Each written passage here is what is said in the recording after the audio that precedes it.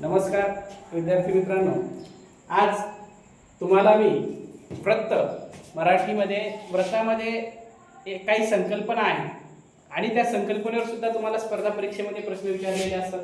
तर ती संकल्पना शिकायची. आता याच्यामध्ये गण, आता व्रतामध्ये गण ही संकल्पना आहे. गण, आता गण म्हणजे काय, गण कशाला म्हणायचे? आता गण याचा अर्थ आहे की अक्षर मोजण्याचे माप. लक्षात ठेवा, अक्षर मोजण्याचे माप म्हणजे काय होय, गण होय. आता इथे मराठीत 3 अक्षराचा एक गण म्हणजे गण म्हणजे समूह असा सुद्धा अर्थ होतो आणि 3 अक्षराचा एक समूह असतो. 3 अक्षरांचा एक समूह असतो. मग गण मराठीत अक्षराचे किती गण आहेत? जसं तुम्हाला विचारलं की मराठीत शब्दाच्या जाती किती आहेत, तर तुम्ही लवकर सांगसाल की मराठीत शब्दाच्या जाती 8 आहेत. आता इथे पहा, मराठीत अक्षराचे गण किती आहेत?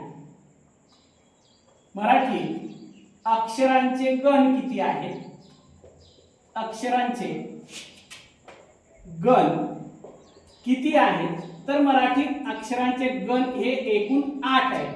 म्हणजे 8 अक्षराचे गण पडतात. आता ते गण पाडण्याचं सूत्र आहे पहा.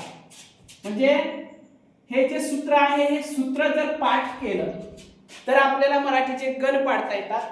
हे सूत्र पहा, य मा ता रा ज भान स ल ग. यमाता राज भान सलग. आता या सूत्रावरून म्हणजे यमाता राज भान सलग याच्यावरून आपल्याला मराठीत 8 गण पडतात. याच्यामध्ये आपण 8 गण कसे पडतात बघू.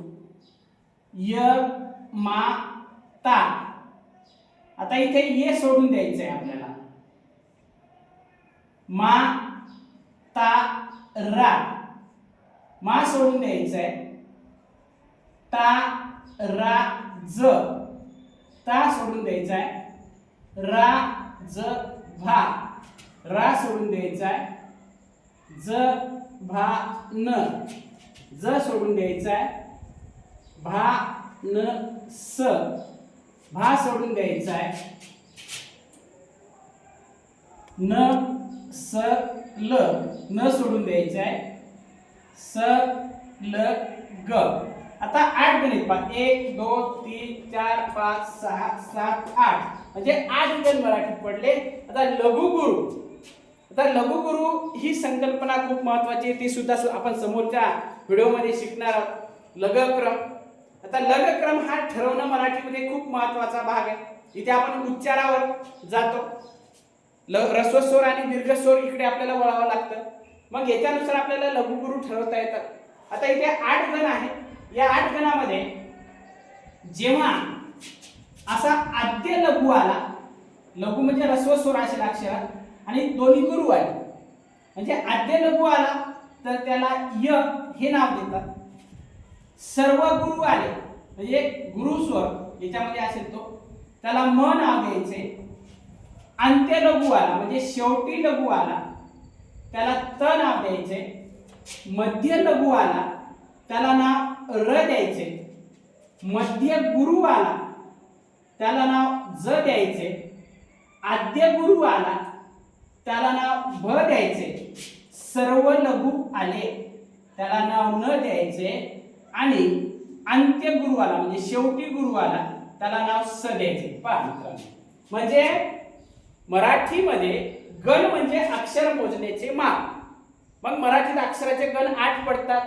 मग अक्षराचे गण 8 पडतात तर यामध्ये गण ठरवताना आपल्याला लघुगुरु म्हणजे दीर्घ स्वर आणि ह्रस्व स्वर यानुसार शब्द अक्षराच्या उच्चारानुसार आपण गण पाडत असतो. आणि मग यामध्ये आपण 8 गण पाडलेले. हे 8 गण पाडण्यासाठी मराठी सूत्र आहे यमाता राज भान सलग, पाठच करायचे. आणि यमाता राज भान सलग पाडल्याच्या नंतर जेव्हा तुम्हाला कोणतेही उदाहरण असेल काव्य पंक्तीचं किंवा उदाहरण दिलेलं असेल त्याच्यामुळे तुम्हाला गण ओळखा किंवा गण पाडा, गण पाडून गण ओळखायचे असतील तर त्यावेळेस मग या पद्धतीने या सूत्राची फोड अशी करायची, म्हणजे या सूत्रावरून 8 गण पाडलेले दिसतात. तर या प्रकारची तुम्हाला व्रतामध्ये आपल्याला लघुगुरुक्रम कसा ठरवायचा आहे, उच्चार कसे आहेत, ऱ्हस्व दीर्घ ठरवताना काय केलं पाहिजे, ह्या सगळ्या संकल्पना व्रतामध्ये आपल्याला अभ्यासायच्या आहेत.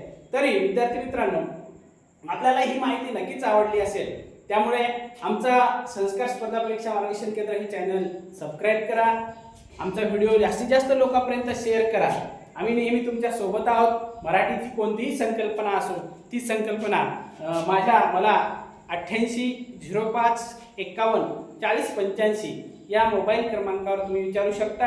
आपण थांबू इथे. धन्यवाद.